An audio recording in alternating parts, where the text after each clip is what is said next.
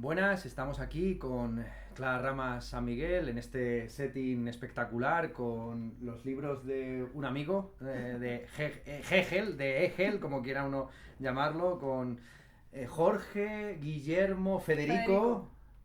Federico Hegel, eh, presentando el libro El tiempo perdido, recién publicado por la editorial ARPA, editorial en la que yo también publiqué 2 volúmenes.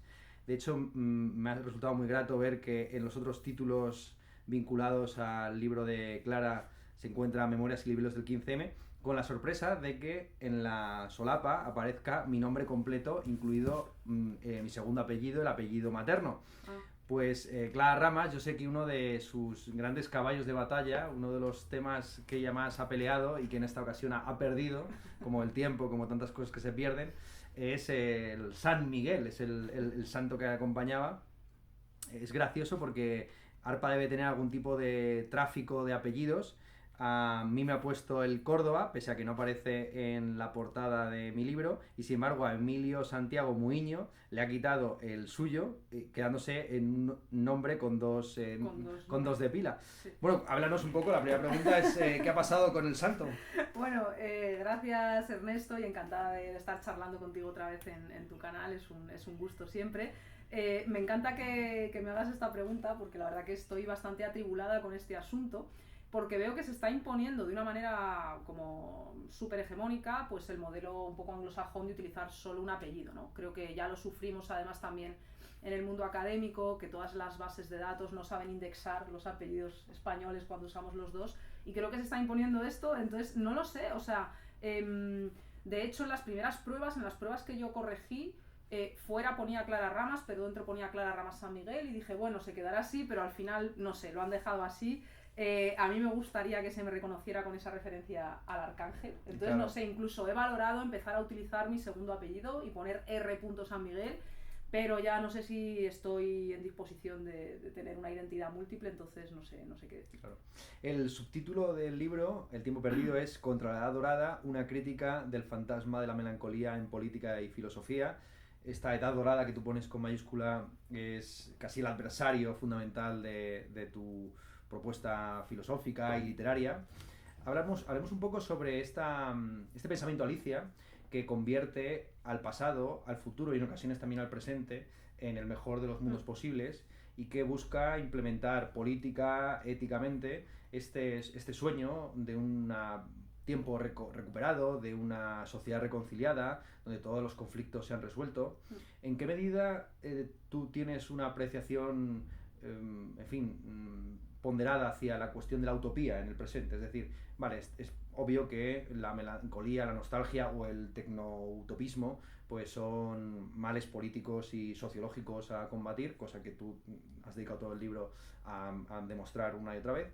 Pero, ¿qué función puedes empeñar todavía la utopía como imagen, como reflejo especular en el que la sociedad ve sus limitaciones y también las posibilidades de mejora y también de empeoramiento? Sí, o sea, puede y debe jugar un papel y me alegro que lo entiendas así porque quizás habría una cierta lectura que podría pensar que esto es una impugnación total, ¿no? Y yo lo que critico es un tipo de lectura o de uso de este concepto de la edad dorada que yo califico, pues eso, como teológico, ¿no? Como pensar que efectivamente hubo una vez un jardín del Edén en el que estábamos en una plenitud y en una inocencia y en una fusión perfecta con nuestro entorno, sin heridas, sin fisuras, con una identidad completamente llena y armónica y en posesión del bien, la belleza y la verdad, ¿no?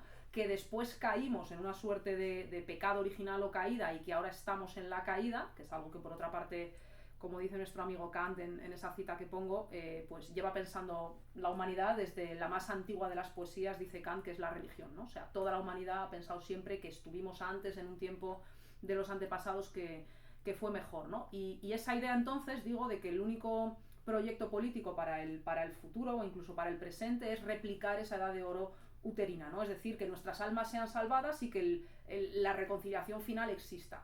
O sea, esto me parece una lectura políticamente peligrosa y, bueno, filosóficamente endeble. En cambio, sí que me gustaría rescatar, o sí que creo que puede valer la pena, la edad, si quieres, de origen o de edad de oro como, bueno, pues como mito, ¿no? Hay una cita en un momento que cojo de Virginia Woolf donde ella dice, quizás esto, da igual, no sé a qué tema se refiere en ese momento, esta cuestión podría explicarlo un historiador, pero para nosotros es una desgracia necesitar a un historiador, ¿no? Como diciendo, hay un tipo de sentido que quizás solo los escritores o solo los literatos podemos encontrar, y en ese sentido, pues por ejemplo, ya digo, la misma idea de origen o de edad dorada puede tener un sentido siempre que sea literario o siempre que sea inspirador para una acción de cara al futuro, y no pensando en que pueda ser una especie de ideal realizable, y menos aún como repetición o reencarnación de un estado de cosas cerrado y dado para siempre, ¿no? O sea, que mientras sea un ideal que movilice o un mito que nos sugiera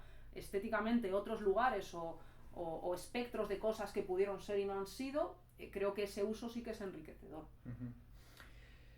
Tú fuiste una de las primeras filósofas de nuestra generación que reivindicó a Simone Weil.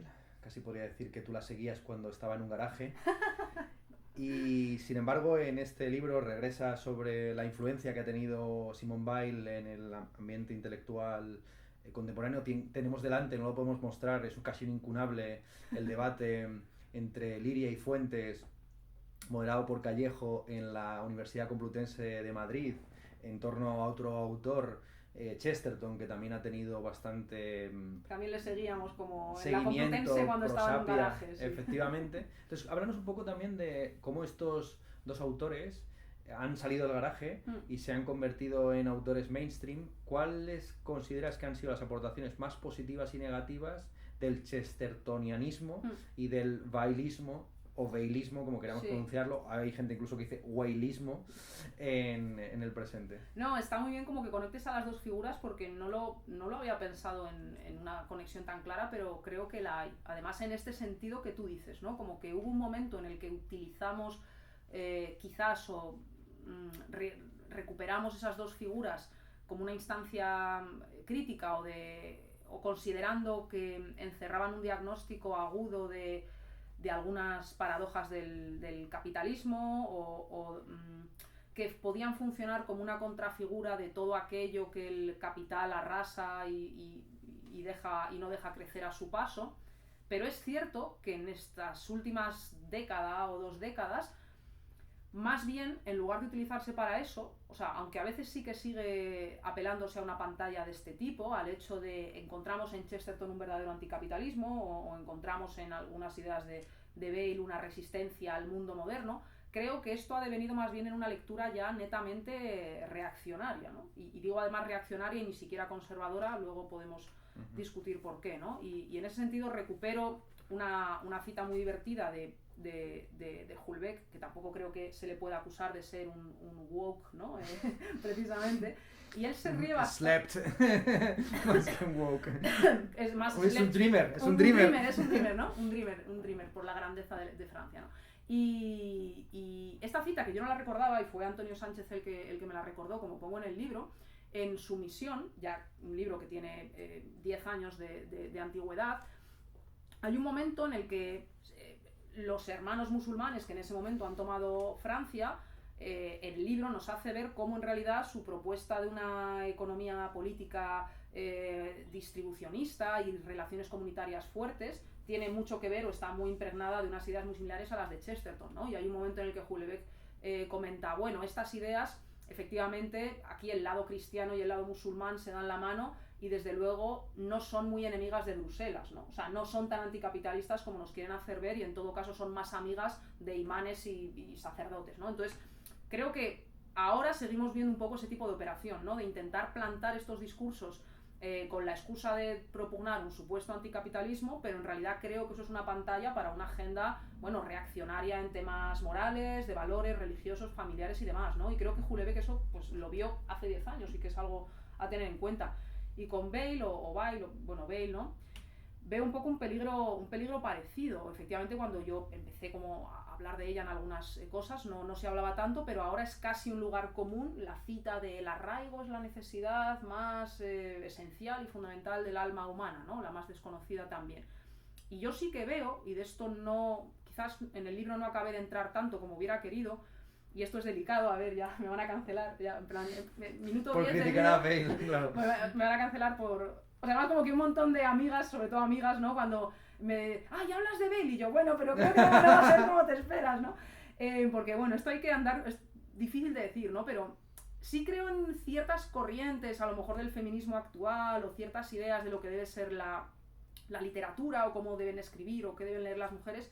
Veo algunos peligros de, bueno, pues de un cierto esencialismo, ¿no? Como de que la escritura de las mujeres debería ocuparse solo de algunos temas que tienen que ver siempre necesariamente con lo íntimo, con el cuerpo, con... Bueno, que al final no deja de ser una esfera que entiendo que tiene también que valorizarse frente a esa tradición que la ha denostado, pero que tampoco puede ser algo así como el nuevo identitarismo, ¿no? Y releía unas cosas hace poco de Virginia Woolf en una habitación propia, que todo el mundo recuerda lo de, bueno, hay que dar a las mujeres una habitación, 500 libras, ¿no? y tiempo libre para escribir, ¿no?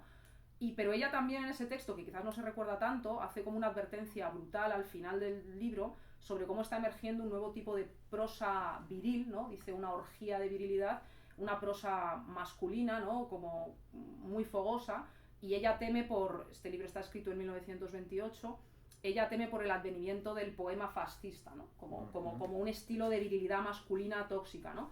Y ella dice, la escritura prometedora es la que no es ni masculina ni femenina, sino es un sexo, un género, dice ella, inconsciente de sí mismo. Entonces, ella nos advierte contra el género masculino, digamos, batallador, ¿no? Que se hubiera encarnado en esa poesía y en esa estética fascista, que de hecho ocurrió en los años 30 y 40 europeos, 30 y 40. Pero yo entonces pienso, vale, entonces la alternativa es Rigoberta Bandini, ¿no? Y mamá y las tetas y no sé qué. No digo que sea lo mismo, pero que creo que tenemos, o sea, que la réplica, digamos, a esa hegemonía del escritor machuno, pues tampoco puede ser solo que las mujeres hablan de cosas de mujeres, ¿no? Y veo un poco ese peligro, como que la forma de arraigo para escapar de la intemperie esta neoliberal sea volver a cosas de hombres o cosas de mujeres, ¿no? Y eso me preocupa. Cuando la salida a eso es escribir de maneras inventadas, ¿no? Pues claro, como Orlando, supongo, ¿no? Has sugerido una distinción entre el pensamiento reaccionario y el conservador. ¿Cómo se solapa esta distinción con la distinción que algunos autores afines a Chesterton y Weil trazan entre lo conservador y lo tradicional, entendiendo que los conservadores lo que conservan es la revolución, mientras que el pensamiento tradicionalista o tradicional, que ni siquiera se considera a sí mismo unismo, lo que mantiene vivo es el fuego, no las cenizas? Una cita conocida también de Chesterton, que la tradición no consiste en la transmisión de la ceniza, sino en pasar el testigo del fuego. Bueno, de hecho yo discuto esa cita, que además no está claro a quién tiene que atribuirse, claro, ¿no? Porque la coge Chesterton y otros, pero de hecho yo como que voy un paso más lejos y digo que lo que no han comprendido quienes utilizan esa cita es que quizás la única posibilidad de vida o de fuego para nosotros está en las cenizas mismas, ¿no? Yeah. Y en la letra muerta, o sea que la letra muerta no está muerta en la medida en que puede transmitir ese fuego. Y un poco la idea del libro es que esta idea de tradición como una especie de llama que tiene sentido por sí misma, pues es algo que yo no puedo compartir, o sea, que creo que más bien la tradición, y en esto sigo más bien a no sé, a Eliot, por ejemplo, en su texto sobre la tradición es algo que solo se moviliza siempre por y para el presente, ¿no? Dice Eliot, bueno, el poeta o cualquiera que escriba automáticamente entra en conversación con una tradición que existe por lo menos desde Homero, pero cada vez que tú escribes algo estás reescribiendo la tradición entera, ¿no? Y cada vez que tú pones en conversación con eso que te ha precedido no es una esencia pura que preservar, sino algo que, ya digo, que solo se moviliza y tiene sentido con tu categoría, ¿no? Entonces, a mí esa idea de tradición que debe inventarse y transmitirse de manera y deformarse, por lo tanto, ¿no? Cada vez que se dialoga con ella, sí que me interesa, pero no me interesa la idea de una tradición es como una especie de llama que hay que custodiar y venerar y arrodillarse ante ella, ¿no? Sino más bien como algo que hay que ensuciar todo el rato. Y el asunto de la reacción y la conservación, la tesis un poco del libro, es que precisamente, bueno, que es una tesis por otra parte de Marx, ¿no? Y de Hegel y de otros muchos, que ha sido ya, bueno, y de Fuentes y de Liria, ¿no? Ya que les hemos mencionado, ha sido ya el propio capitalismo y la propia modernidad quienes han revolucionado y no han dejado nada que conservar, ¿no? Ha sido ya el capitalismo quien ha disuelto todo lo sólido en el aire, o quien ha profanado todo lo sagrado, ¿no? Dice Marx en el Manifiesto Comunista. Entonces, en esa medida, ser conservador en el capitalismo es que es una especie de hierro de madera, ¿no? Claro. Es un oxímoron. Lo que uno sí que puede, y eso es lo que de hecho ocurre, es desde luego reaccionar, ¿no?, a esa revolución y querer replegarse y protegerse. Pero si eso es posible en la forma de una conservación, yo lo dudo mucho. Lo que sí hay es un movimiento de repliegue, de agravio, de resentimiento o de intento de vuelta al origen, pero es que el origen por definición está perdido y más en condiciones modernas, ¿no? En el mundo de la prosa, como dice Hegel. Claro. ¿Y cómo te ves tú en relación con la tradición nacional española? Yo sé que tú eres una lectora fervorosa de Javier Marías, que de alguna forma actualiza a la década de los 90 y los 2000 buena parte de las temáticas proustianas, incluso la forma en la que tiene de componer, sí. La sintaxis se recuerda bastante a Proust. Y en el libro mantienes diálogo, debate con algunos autores españoles contemporáneos, pero por lo demás te mantienes, podemos llamarlo, en el arraigo del desarraigo, es decir, cómo la filosofía española, sobre todo a partir de la transición española, a raíz de querer, valga la redundancia, desarraigarse de la tradición nacional católica, se convierte principalmente en doxografía de autores extranjeros, y así tú mantienes un diálogo continuo con la filosofía principalmente europea, con la literatura europea.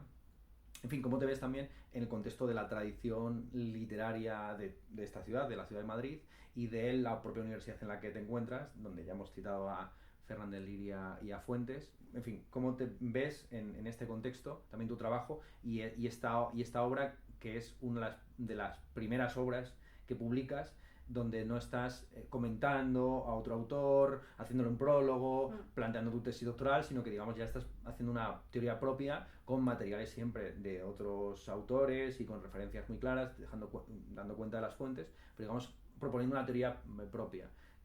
¿Cómo ves la creación original también en lengua castellana, dado que el tema de la literatura es algo fundamental en tu planteamiento? Esa es una pregunta que me ha ido surgiendo según ibas hablando. Sí, pues es una pregunta difícil, no es fácil de contestar.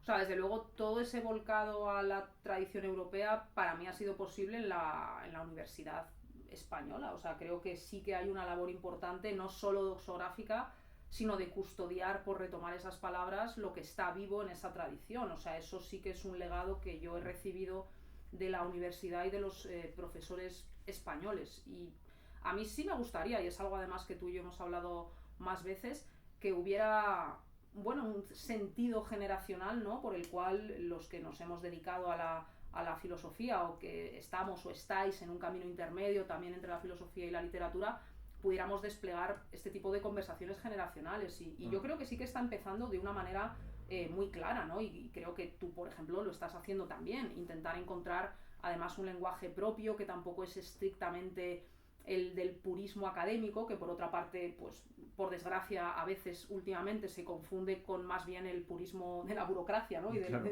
de la papelología, del buromundo. Claro, que ya no es, en fin, Ortega y Gasset escribiendo la prosa de Julián Marías o de Zubiri o de María Zambrano, ¿no? Sino que ahora es otra cosa, ¿no? Entonces, creo que un poco en esa angustia sí que hay voces que, creo que es tu caso también, intentan o intentamos buscar otros cruces. Claro. Sí que creo como que en el contexto además cultural esto es algo más amplio, y que ahora hay un movimiento además muy potente de gente de nuestra generación o incluso más joven con un gran afán sobre todo de mirar hacia la literatura, pero y de volver a leer desde Thomas Mann hasta poesía latinoamericana contemporánea, ¿no? Y creo que eso lo está haciendo sobre todo chicas muy jóvenes, y que ahí hay un lugar donde mirar para el futuro.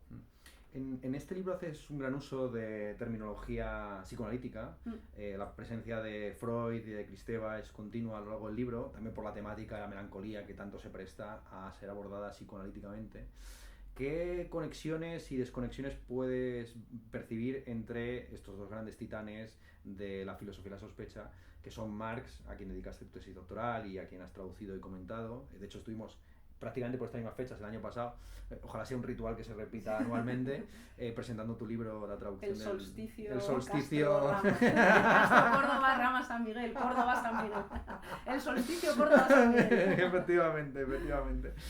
Pues, ¿cuál es la relación que tú puedes percibir entre estos dos titanes, ¿no?, Marx y Freud, que en un momento dado se vieron como complementarios en esto del freudo-marxismo, se entendía que Freud ofrecía una suerte de fundamentos microeconómicos de la teoría marxista, tema que siempre ha sido muy discutido y debatido. Como Marx de alguna forma hereda o no cuestiona la teoría del homo economicus, del agente racional, optimizador de recursos y de opciones, propia de la economía clásica. En fin, háblanos un poco de esto. ¿Cómo ves tú la teoría del sujeto psicoanalítico con la teoría estructural, materialista de Marx, y también tu posición o tu opinión sobre las sucesivas derivas de la izquierda lacaniana y todos estos autores que aparecen muy a menudo, Slavoj Žižek y compañía? Sí. Bueno, lo que más me ha interesado, que por otra parte tampoco es una corriente a la que yo me haya dedicado en el pasado exhaustivamente, ¿no? Pero lo que me interesa un poco de este campo psicoanalítico como tú lo llamas, y creo que aquí además fue incluso más Kristeva el elemento decisivo, aunque es verdad, Žižek tiene importancia en el texto porque es suyo un texto, ¿no? Que directamente dice que el siglo XXI, esto está escrito en el año 2000, será el siglo de la melancolía. Entonces, en ese sentido me interesa, y bueno, él retoma la distinción clásica de Freud, pero sobre todo, si me preguntas, quizás la orientación verdaderamente esencial en este caso ha sido Kristeva, porque me ha interesado mucho su idea de, bueno, algo que desde luego está ya en Freud, que es el hecho o la importancia que puede tener para constituirnos como sujetos el hecho de que empecemos a hablar tarde, ¿no? Digamos, de que no lleguemos al mundo con la palabra, y en esa medida, cuando llega la palabra, hay ya muchas cosas que tienen que quedar atrás, o por el hecho de llegar la palabra tienen que quedar ya muchas cosas atrás, ¿no? Entonces, para Kristeva es precisamente el lenguaje la posibilidad de suturar y salir exitosos, ¿no? Realizando el duelo de esa especie de estado pues casi ni animal ni humano, uterino, donde uno pues está fundido con sus propios padres o con su propio nido, ¿no? Toda vez que somos crías que no pueden valerse por sí mismas hasta muchos años después. Entonces, claro, esta primera herida, ¿no? De tener que separarte de ese origen, que luego uno biográficamente repite de alguna manera, pues tiene que irse de casa de sus padres, o tiene que buscar un trabajo, o tiene que tener una personalidad, ¿no? Como siempre me río con mis alumnos y les digo, no, escuchar a Taylor Swift no es la mejor personalidad que podéis tener, ¿no? Pero bueno, quiero decir que mediante toda una serie de decisiones tenemos que constituirnos como sujetos, y me interesaba mucho cómo Kristeva tiene esta conciencia tan aguda de que en todo ese proceso hay siempre una pérdida o un resto que queda atrás, y que eso es traumático, ¿no? Incluso tiene unas líneas muy bonitas sobre la propia metafísica, sobre la filosofía, en la medida en que es un intento de ir detrás o decir eso que queda atrás en el lenguaje, pero como tratar de suturar a la vez ese dolor, o sea, ¿no? Como que la palabra filosófica y la palabra en general serían el intento de nombrar una pérdida que no puede nunca superarse del todo, pero que de alguna manera tenemos que vivir con ella, ¿no? Entonces yo me preguntaba, bueno, si somos sujetos heridos en este sentido, o si el origen es para nosotros una herida de la que nunca se vuelve del todo, ¿qué efectos políticos genera eso? Entonces aquí es donde entra Marx, ¿no? Que es como el otro pilar, evidentemente en mi manera de pensar, que no abandono.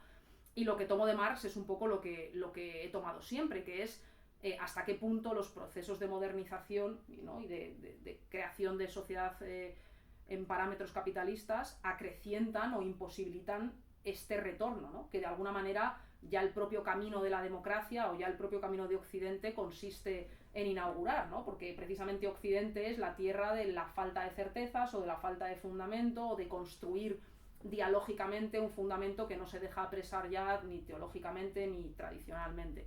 Pero claro, si además de eso sumas el capitalismo, ya la sensación de pérdida y de aceleración es extrema, y lo que me interesaba cruzando un poco estos dos factores es preguntar qué efectos políticos tiene esa idea de que el origen esté perdido irrevocablemente y para siempre, ¿no? Y ya digo que es una idea que está en esta tradición psicoanalítica de una manera y que de otra forma desde luego está en Marx o está en Hegel, ¿no? Digamos, ese duelo, porque ya nunca vamos a ser Grecia, ¿no? Porque Occidente es perderse a sí mismo. Pues hablemos de lo que perdimos en el fuego. Tanto tú como yo nos dedicamos a la academia en unas décadas un poco complicadas para la estabilización profesional en este campo, y hemos tenido que realizar una serie de sacrificios, quizá no tan graves como si nos dedicáramos a la minería a cielo abierto o cosas peores que por supuesto hay. Nuestro trabajo, dentro de lo que cabe, por precario que sea, no es tan doloso y tiene mucho de vocacional, si no, no estaríamos en estas posiciones profesionales tan ilusionantes en el doble sentido de entusiasmantes y fantasmagóricas. Delirantes. Entonces, háblanos también de lo que de lo que has perdido y lo que has ganado con la larga trayectoria que tú has llevado a cabo ya en la academia, y cómo, al haber conseguido más o menos un puesto de relativa seguridad, contratada ayudante doctor, que te encuentras ahora mismo en la Universidad Complutense, puedes plantearte otros horizontes y otras perspectivas, y ya no tienes que estar tan encuadrada dentro de la paperiología, aunque esto es una cosa que nunca termina. En fin, hablarnos un poco de esto, también de la nostalgia que existe dentro de la academia, de un tiempo pasado donde alguien podía dedicarse 24/7 a solamente leer Hegel, sin tener que intervenir en política, sin tener que hacer un montón de equilibrios entre el trabajo académico, el trabajo divulgativo, el trabajo político, el trabajo de investigación, el trabajo literario. Háblanos un poco de esto, ¿no? También la edad dorada, la edad dorada de la academia, ¿no? Cuando uno se volvía catedrático con 23 años y se pasaba el resto de su vida repitiendo una y otra vez las 4 cantinelas clásicas sobre Hegel, Kant o quien sea. O sea, que hemos ganado y que hemos perdido en esta precarización de la universidad, cuáles son las oportunidades y también los retos de las personas que también están entrando en la universidad en esta generación precaria típicamente millennial. Sí, totalmente. Bueno, ciertamente el salto es grande, además de compatibilizar todas esas actividades, pues también ahora, no sé, tenemos que limpiar nuestras propias casas, ¿no? Quiero decir, el modelo anterior también se sostenía en muchas ocasiones sobre un tipo de reparto de roles, de tiempo y de tiempo libre, que posibilitaban que algunos pudieran ser a lo mejor catedráticos con 23 años y dedicarse todo el día a leer, porque tenían a costa, ¿no?, del trabajo invisibilizado de otros muchos factores a su alrededor, que ahora no siempre se da de la misma manera. Entonces esto precariza en general las condiciones de todas y de todos, pero también, bueno, creo que permite crear entornos en un cierto sentido más justos. Desde luego, la preeminencia de este modelo aneca burocrático genera enormes cotas de sufrimiento. En mis colegas, compañeros, tú supongo que lo verás, la gente está aplastada por ese yugo, está desesperada, y yo creo que, bueno, que también es responsabilidad nuestra encontrar una manera de poner freno a eso, ¿no? De decir, bueno, es que la actividad académica no puede consistir en esta competición por hacer 25 seminarios cada semana porque te tienen que firmar un papelito para no sé qué cosa ridícula y absurda, cosa que además solamente ocurre en la Academia Española, por cierto, ¿no? Cuando viene alguien de fuera dice, ¿qué? Que necesito para una noche de hotel en un congreso presentar la factura de la carta que me... O sea, es un delirio. Entonces, yo creo que evidentemente, siendo muy conscientes de la reproducción de privilegios, ¿no?, de clase, de género, de muchos tipos, sobre la que se sostenía también el modelo anterior, creo que deberíamos, bueno, los jóvenes académicos, o ya casi no tan jóvenes, efectuar algún tipo de huelga, ¿no? De decir, no, bueno, ya está bien, es que no voy a publicar 4 papers al año porque quiero estudiar la ciencia de la lógica. ¿Qué te parece? Es que es una cosa muy lenta. A mí, no sé, Félix Duque siempre me lo dice. Este verano estoy terminando la segunda traducción de la lógica, pero nunca lo termina, porque es que es imposible. Claro, imagínate si además de eso al pobre hombre, ¿no?, le obligaran a sacar 5 papers cada verano. A lo mejor él puede hacerlo, ¿no?, pero es prácticamente inhumano. Entonces yo creo que de alguna manera tiene que haber también un grito de hastío y de parar. O sea, hay que parar y ponerse a estudiar, o sea, y reivindicar el derecho a leer, a estudiar y a disfrutar de dar clases, por cierto, con los chavales, que también es una de las cosas que hace que merezca la pena lo que hacemos. Uh-huh. Sí, es interesante. O sea, pero que veo mucha gente joven que también de alguna manera pasa por este yugo, ¿no? Y ya asume que ser profesor de universidad es eso. Y yo digo que no, y que hay que encontrar alguna manera de resistir, y no siempre encuentro eco en esto, ¿no? Ya. Me gusta mucho esta propuesta de casi de huelga japonesa.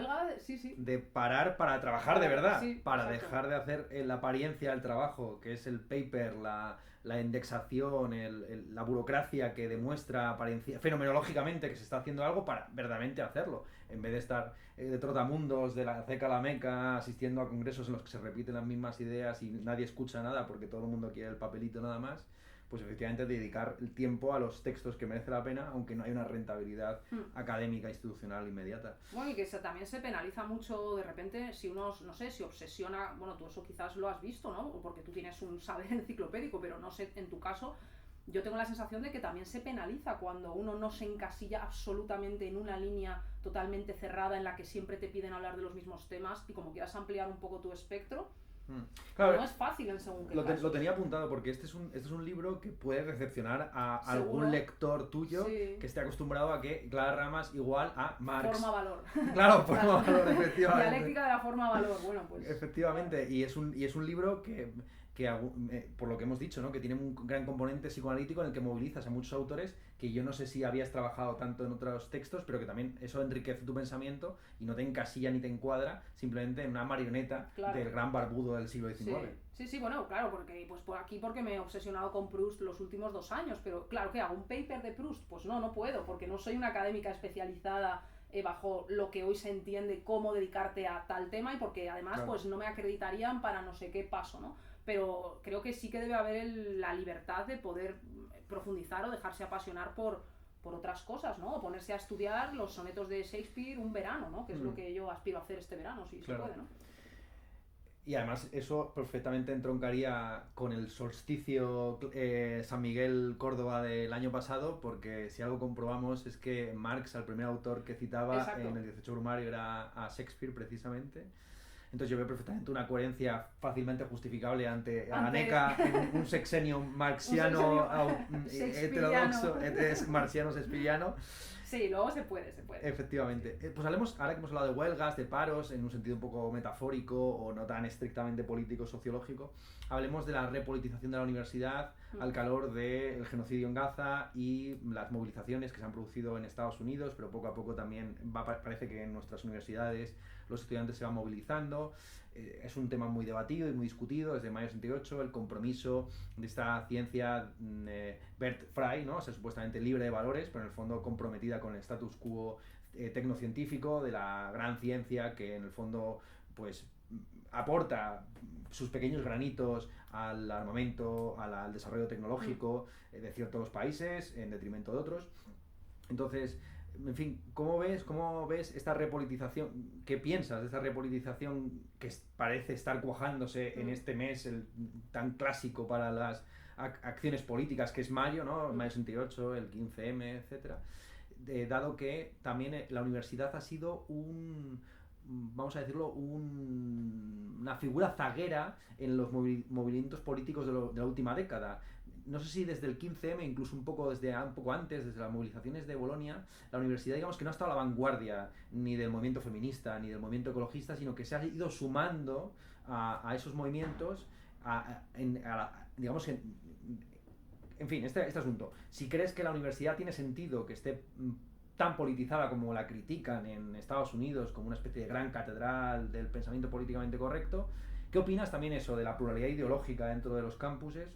De si tiene sentido o no tiene sentido fomentar este famoso libre mercado de ideas y esta creciente polarización entre los estudiantes. En fin, ¿cómo has visto también la aparición de esta nueva derechona valiente entre los estudiantes jóvenes que no tienen ningún miedo en mostrar sus abiertas simpatías por autores de la derecha conservadora, incluso en mostrar un músculo intelectual sostenido sobre la escolástica española, Gustavo Bueno, Antonio Escotado, este tipo de cosas? ¿Qué opinas de cómo se ha ido transformando la orientación tanto intelectual como política de los estudiantes de filosofía y de humanidades en sentido amplio? Sí, bueno, creo que eso que se llama a veces politización, ¿no? Como si pudiera haber una universidad no politizada, no sé hasta qué punto tiene sentido si entendemos que la universidad forma un público que discute, ¿no? Un público lector y un público discutidor casi por su propia definición, y eso es ya en un sentido inmediatamente político, no quizás en un sentido limitado de política institucional de partidos, pero sí de política como condición de ciudadanía o de lo político. Y creo que esa dimensión nunca se ha ido del todo de la universidad, o por lo menos es mi experiencia en la Complutense y en el entorno, digamos, de la universidad madrileña, y creo que tampoco debe irse, ¿no? O sea, y en ese sentido, todo lo que sea pluralidad, como dices, ideológica y discusión con unos niveles que quizás en el día a día de la política institucional a veces es más complicado mantener, porque aunque te interesara profundizar en las verdades o en las posiciones del adversario, pues a veces estás en una bancada política, hay que votar una iniciativa, hay que responder en un minuto de intervención parlamentaria, y y luego no da tiempo a más, ¿no? Pero creo que la universidad está para dedicar tiempo a que si un señor ha erigido una posición política sobre la suma teológica de Santo Tomás en 27 tomos, pues que lo cuente, ¿no? Y que seduzca y que se confronte.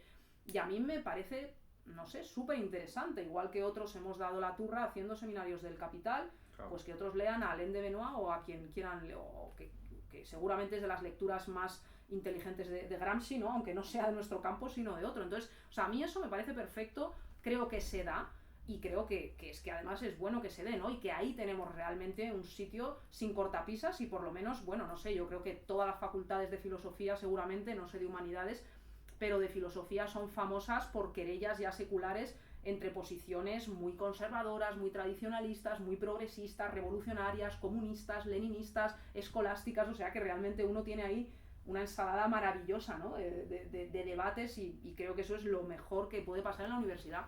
Y luego ya, en un sentido como más inmediato y más actual, por ejemplo, lo que mencionas de la movilización por Gaza en la universidad, pues es que me parece ejemplar. Es que ha sido tan sencillo como que sin la movilización que han llevado los estudiantes esta semana, los rectores y la conferencia de rectores seguramente no hubiera sacado la carta que ha sacado hoy, ¿no? Posicionándose de una manera tan clara, que ha tenido su respuesta bochornosa, por supuesto, por parte del PP en la Comunidad de Madrid, poniendo la boca pequeña o minimizando el impacto de la masacre y el genocidio. Entonces, en ese sentido, creo que es que incluso se incide sobre la acción institucional, ¿no? De los cargos, en este caso rectorales, y es algo que me parece muy potente, pues igual que cuando discutíamos con Gabilondo sobre el plan Bolonia, es que es lo que cada uno hace lo que debe hacer, claro, ¿no? Hablemos de los incels, les dedicas un capítulo otra vez, igual que el año pasado o el anterior, claro, es que el solsticio se repite los mismos rituales una y otra vez. Sobre a los incels le dedicas un capítulo, los llamas la guardia negra de la melancolía y bueno, eres bastante crítica, por supuesto, como no podía ser de otra forma, de las versiones más machistas, misóginas, de este, en fin, nuevo pensamiento masculinista. Pero me gustaría plantear contigo cómo desde el pensamiento incel, por muy desviado que se encuentre, pues también pueden tocar ciertos puntos de afinidad, al menos en el análisis estructural o en las soluciones posibles a este delirio, ¿no? Este incluso enfermedad mental, ¿no? De pensar que hay una deuda sexual contraída por parte de las mujeres hacia los hombres. Y cómo desde el incelato, desde la condición de reconocerse uno célibe involuntario, puede haber un replanteamiento de cómo se interpreta esta famosa deconstrucción de la masculinidad. Sí. Cuando desde ciertas posiciones feministas que individualizan mucho la culpa estructural del patriarcado, se habla de deconstruir la masculinidad, parece que fuera un acto voluntario, hercúleo y prometeico, con lo cual, irónicamente, se sugiere que solamente los hombres fuertes, los hombres de verdad, los hombres con cojones, pueden, deben y de hecho se deconstruyen. Con lo cual la deconstrucción de la masculinidad se vuelve a convertir en un ejercicio de virilidad, de superioridad, del altius, fortius, citius. Entonces, lo interesante del célibe involuntario es que podría plantear una deconstrucción posible de la masculinidad hegemónica desde el deseo, desde la falta, desde la pérdida, desde lo que no se tiene, desde lo involuntario. Obviamente, la ideología espontánea del incel tiende más bien a mantener las viejas jerarquías entre el sigma, el alfa, el beta y todo este tipo de taxonomías tan habituales en los memes incels. Simplemente quería plantearte esta otra posibilidad, en vez de ver aquello que late de positivo en esta bilis negra del incelato. Hombre, yo reconozco que la casilla de salida de estas posiciones incels habita en ellas desde luego un núcleo de verdad, ¿no? En la medida en que son expresión de estas vidas dañadas, por retomar el sintagma de Adorno, o de estos psiquismos absolutamente quebrados del neoliberalismo, donde además formas más estables o tradicionales de protección, mediaciones comunitarias, sociales o políticas, se van desvaneciendo, ¿no? Y ante esa intemperie ciertamente quedan individuos muy dañados, muy aislados y muy en soledad. Y creo que esto, como punto de partida, es algo que tiene que ser reconocido. Ahora bien, yo tengo dudas sobre lo que planteas, porque para mí toda la clave es cómo ellos gestionan esa pérdida, ¿no? Porque ciertamente sería interesante lo que tú señalas si pudiera de alguna manera abrazarse como, bueno, también como forma de valentía, ¿no? Esa dependencia de lo que a uno le sobreviene o esa dependencia de lo que uno no controla, pero el problema es que creo que el mindset incel está totalmente calcado de esa subjetividad, bueno, viril, ¿no? Masculinista, que Virginia Woolf decía que es como una I, ¿no? El I, en inglés el yo, ¿no? Que es como una columna ahí metida en mitad de la página, ¿no? Y que hace sombra a todo, la pura verticalidad fálica. Y en realidad creo que con los incels lo que pasa es esto. Cojo una cita de Franco Bifo que lo dice muy bien. Y es que ellos no cuestionan las jerarquías, como tú has dicho. Ellos están rabiosos porque ellos son los perdedores de esa jerarquía. Pero ellos en realidad desearían secretamente por encima de todo ser como los alfa en ellas. Entonces, además ahí hay una dialéctica que meto solo de soslayo, pero que porque me gustaría dedicarle casi otro libro entero, que es como esa secreta pulsión homosexual, homoerótica evidente, ¿no? En todos estos movimientos reaccionarios, este culto a la virilidad y un contenido soterrado homoerótico evidente, ¿no? Y de esto Proust, por cierto, es absolutamente consciente en algunas, tú lo sabes bien, de sus mejores páginas, ¿no? Con el barón Charlus y con Saint-Loup y compañía, ¿no? Y como este... En esta pulsión homoerótica que late en las grandes figuras tradicionales masculinas bajo las lógicas de la nobleza o la guerra. Entonces creo que es más bien como este deseo además reprimido y vuelto tóxico, ¿no? Generado en forma de autoodio, cuando en realidad están como secretamente enamorados de esa jerarquía y donde además evidentemente se toma a lo femenino como todo el objeto de odio. Entonces me parecería prometedor si, como tú dices, se pudiera reencauzar por esta parte de la vulnerabilidad y el reclamar la necesidad de, bueno, de certezas y seguridad, pero mientras sea rabia volcada hacia eso chivo expiatorio que es lo femenino o secreto deseo, ¿no? Convertido en autoodio por mantener las viejas jerarquías y querer ocupar ellos el lugar de acceso al cuerpo de las mujeres, acceso a la riqueza social, ahí veo frenos importantes y difíciles de superar. Sí, pasa algo parecido con cómo se ha malinterpretado la crítica de clases o el análisis de clases sociológico y ha sido retomado por la derecha como una forma de biografismo donde el pensamiento de los autores se reduce a su propia peripecia vital y así parece que es una refutación de toda la teoría marxista que Marx en un momento dado, de una manera irónica, dijera que los capitalistas pagarán por mis forúnculos.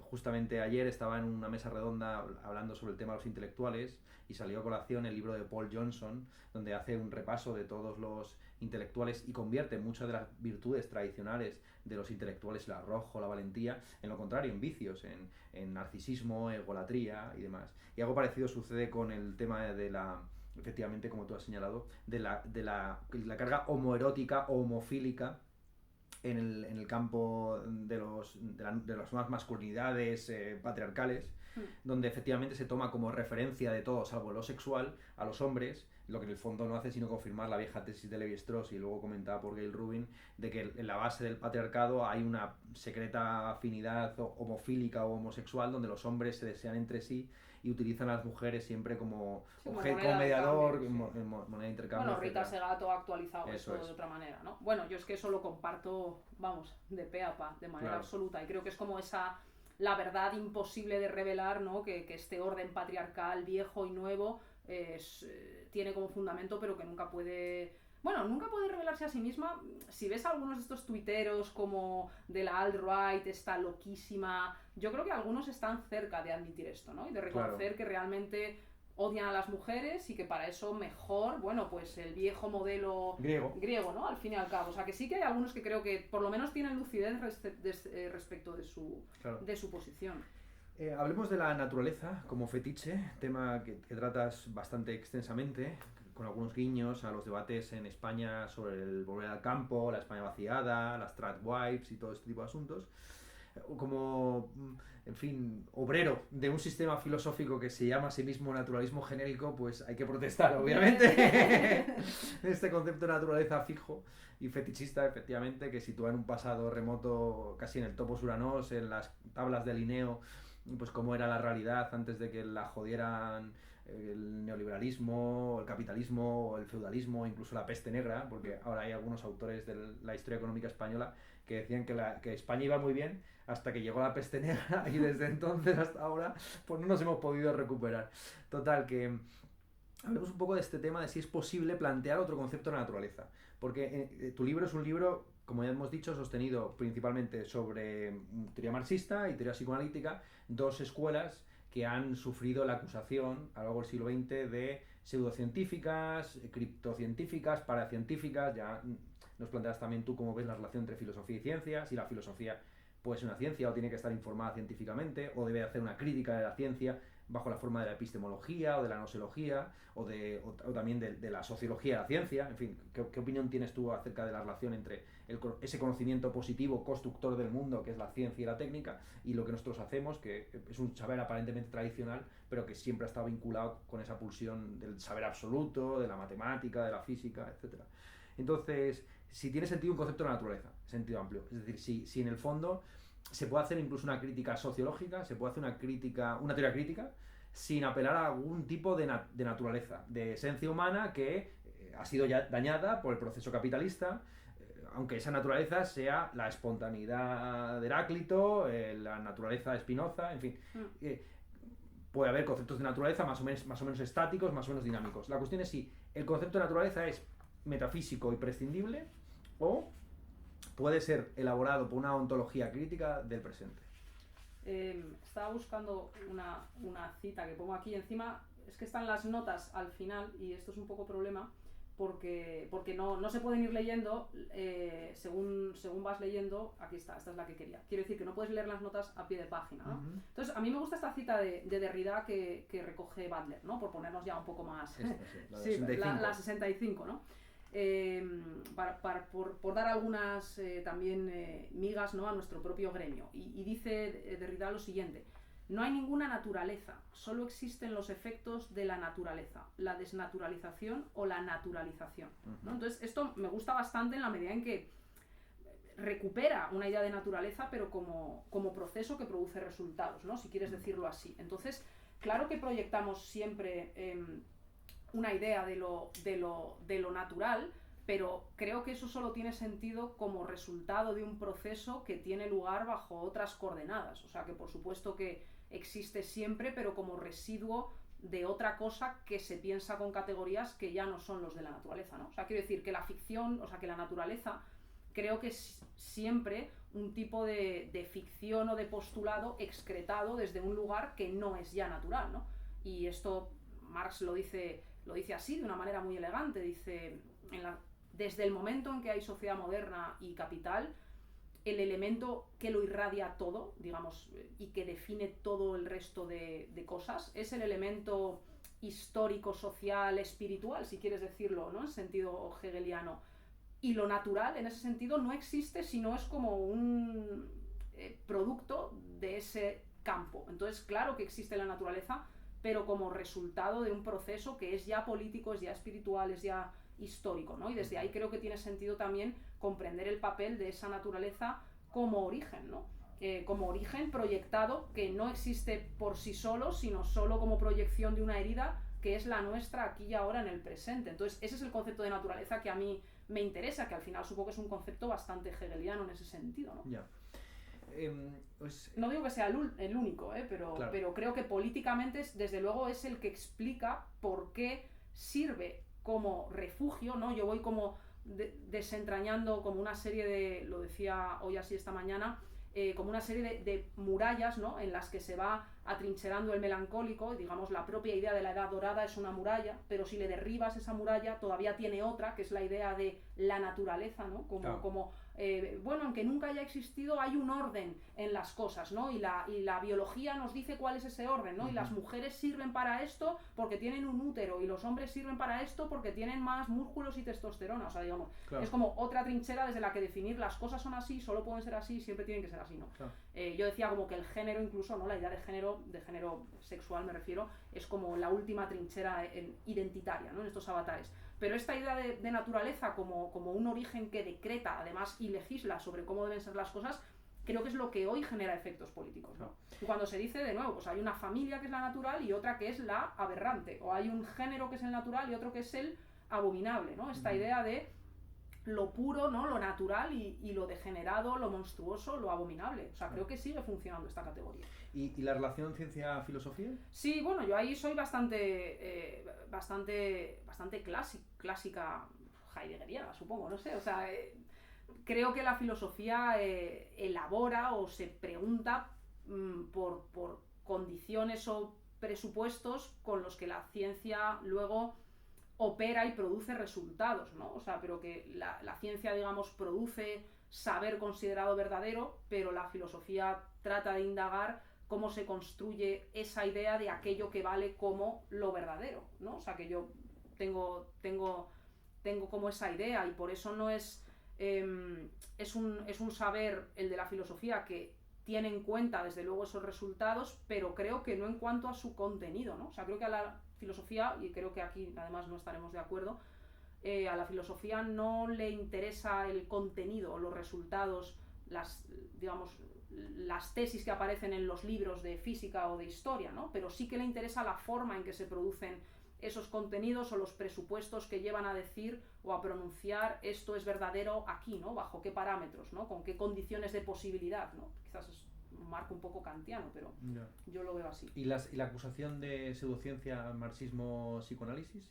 Y no... también de las derivadas también de esa conexión hacia la izquierda lacaniana que quedó un poco... Sí, también... es verdad, quedó antes. Es que creo que no son ciencias ni lo pretenden, ¿no? Vale. O si lo han pretendido alguna vez me parece un error un poco llevado por esta ideología epocal, ¿no? Del siglo XIX y del naturalismo, que desde luego que parte de la tradición marxista o psicoanalítica ha sido presa, pero me parece lo más olvidable de esas tradiciones. O sea, creo que los descubrimientos de Freud o de Marx respecto de cómo pensar el sujeto, cómo pensar la verdad, caminan por otro lado, ¿no? Y por ejemplo, esa aplicación, ¿no? De la izquierda lacaniana a pensar la acción política, pues me parece sugerente y me parece claro que es evidente que no son contenidos que se verifican con los métodos, digamos, de las ciencias naturales, ¿no? Claro.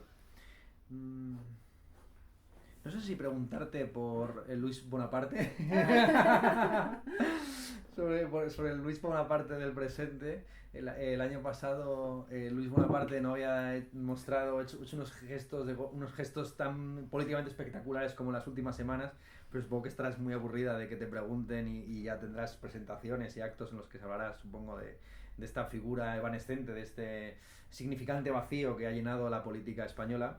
Así que la última pregunta que quería hacerte, bueno, el último bloque en el que quería entrar inevitablemente va a ser sobre Proust y lo que yo entiendo que es una solución estética a buena parte de los problemas planteados a lo largo del libro, que tú ofreces al fin y al cabo el relato como la única forma en la que la pérdida puede estar como pérdida y no se resuelve, digamos, fraudulentamente en una nostalgia, en una recuperación del objeto perdido.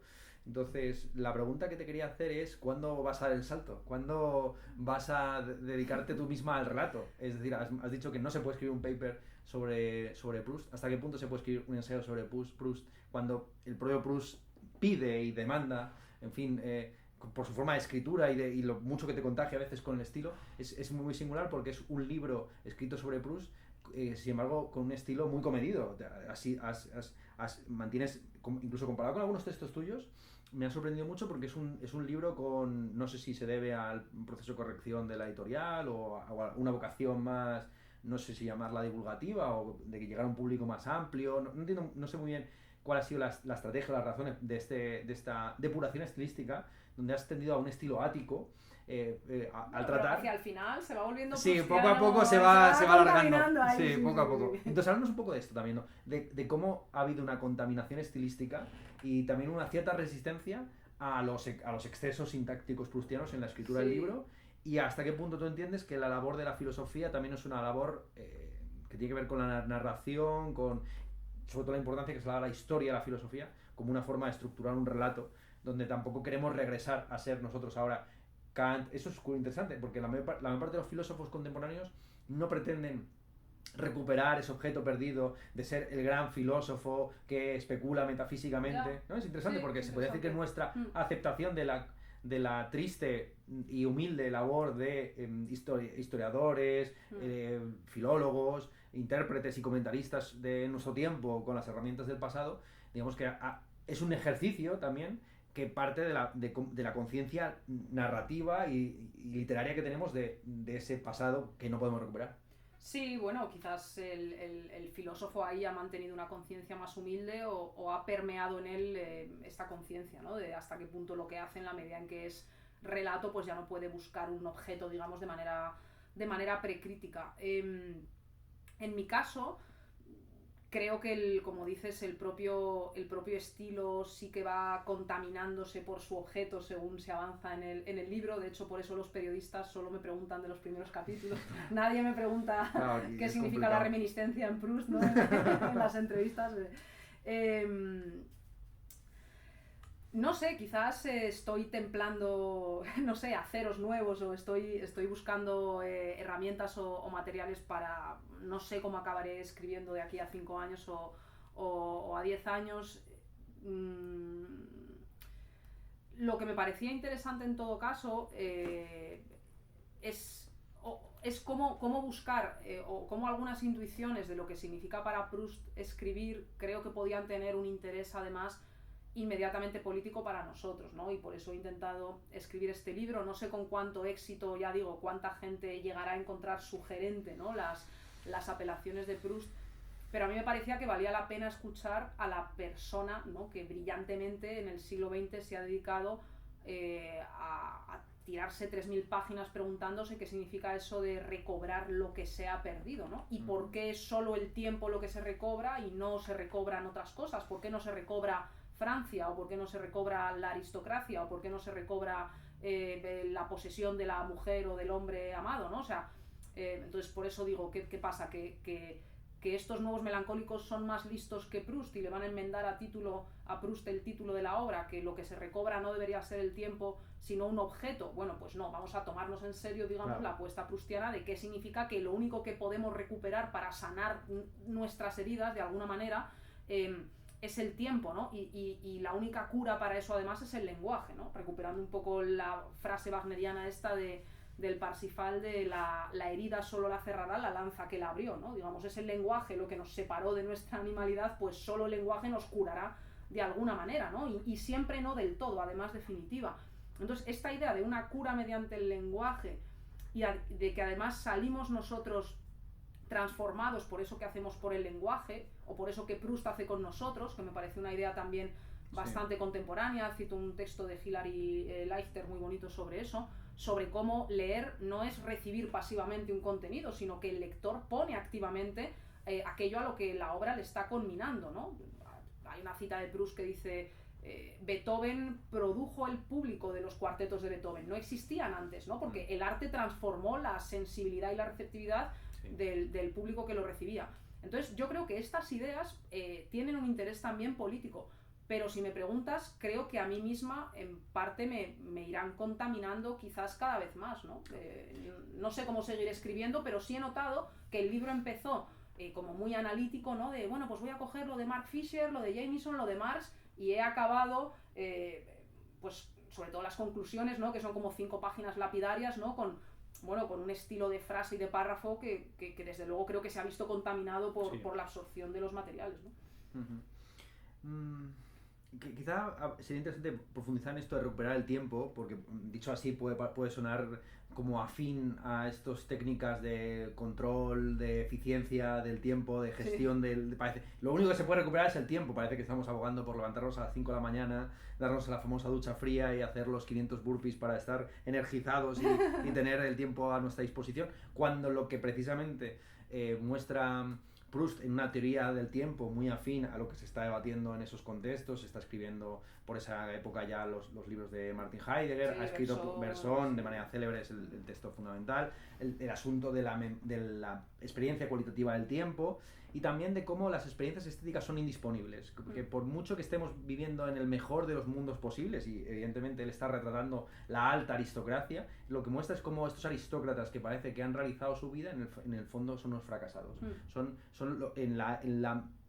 las miserias de la gloria o de la riqueza es buena parte de lo que él retrata ahí, y cómo en la lectura que parece hoy principalmente contemplada como una búsqueda de información o de tips o de consejos para vivir mejor, en vez de buscar esta eficiencia de leer rápido, asimilar rápido, conocer rápido, en el fondo se trata de un ejercicio de pérdida de tiempo, como hemos dicho.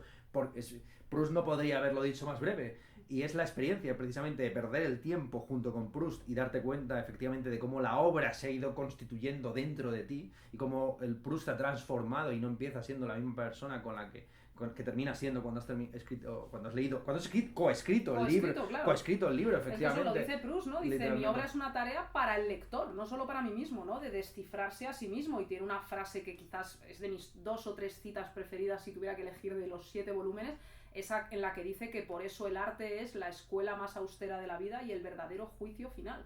Es que es el verdadero juicio final, o sea, es el espejo ante el que te tienes que poner para decir sin velos quién eres y qué has hecho, ¿no? O sea, es el juicio final el arte, ¿no? Claro.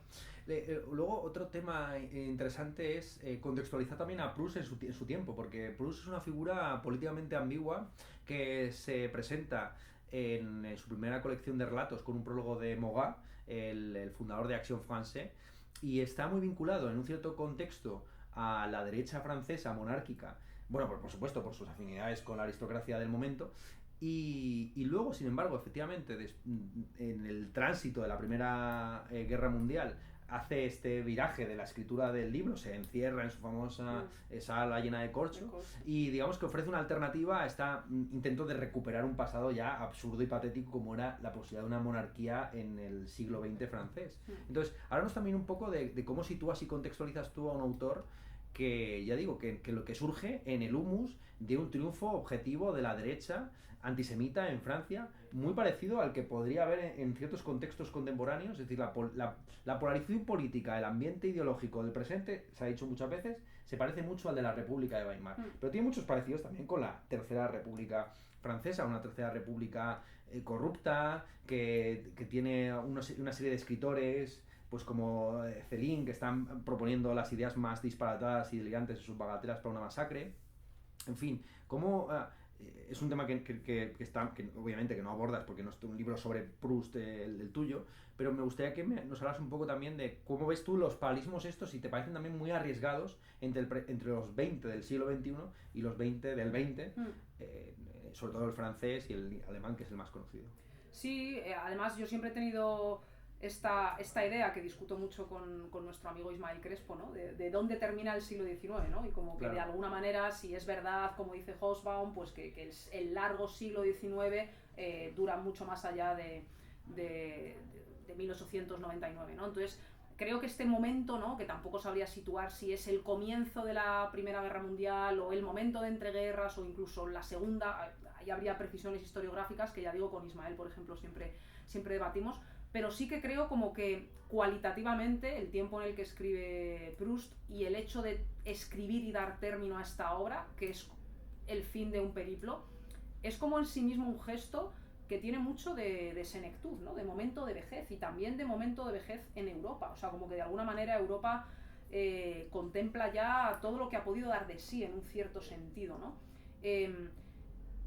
Y aunque Proust murió relativamente joven, ¿no? Creo que el punto de vista con el que logra escribir al final y terminar una obra que al final, como dice Deleuze, ¿no? Es una máquina de guerra que se produce a sí misma, porque el libro al final, o sea, Proust descubre que lo único que tiene que escribir es el hecho mismo de haber empezado a escribir, ¿no? De tal manera que el libro se cuenta a sí mismo. Entonces tiene aquí como un carácter de vejez o de madurez que me ha parecido como súper interesante y que creo que de alguna manera planea en Europa desde ese momento, ¿no? Que ya digo, no sé si cifrarlo en el arranque del estallido de la guerra o en la finalización o en la finalización de la República, pero digamos, esta disipación del sueño imperial, ¿no? Y esta especie de conciencia de que estamos llegando ya al final de los tiempos, ¿no? Y de que este es el tiempo ya de la vejez de Europa, me parece interesante. Y para rescatar además, ¿no? Y paradójicamente, una idea de vejez que no sea reaccionaria o que no sea resentida, sino que precisamente vejez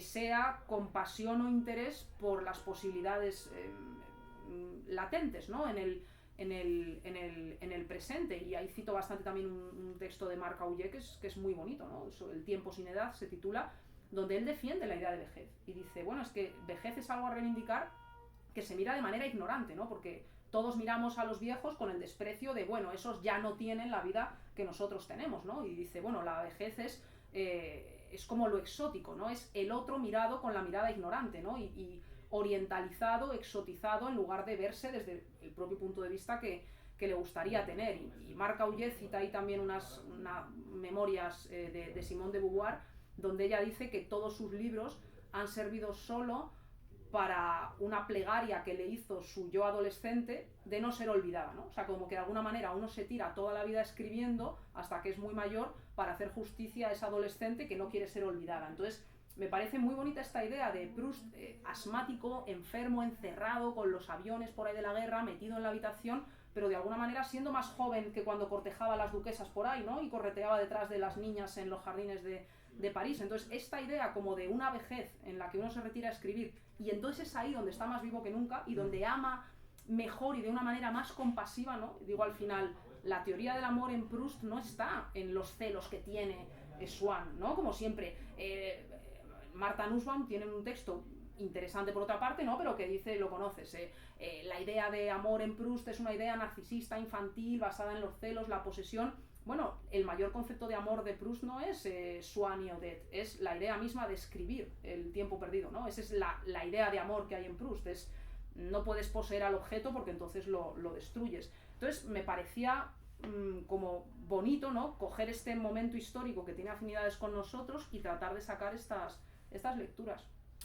Bueno, amigos, pues llega ya... Oye, amigas y amigues, llega el momento de cerrar este vídeo. Nosotros, a diferencia de Proust, sí que creemos en la amistad. Creemos en la amistad. Él es un gran hater de este concepto. Van llegando los amigos aquí a esta casa y vamos a intentar recuperar el tiempo que hemos perdido aquí delante de la cámara, delante de YouTube, en la feria de San Isidro. Simplemente pues recomendar la compra y lectura de El tiempo perdido de Clara Rama San Miguel, que esperemos que haga tantas ediciones que obligue a ARPA a poner el segundo apellido. Pues nada, muchas gracias. Muchas gracias, Ernesto, muchísimas gracias. Un gusto.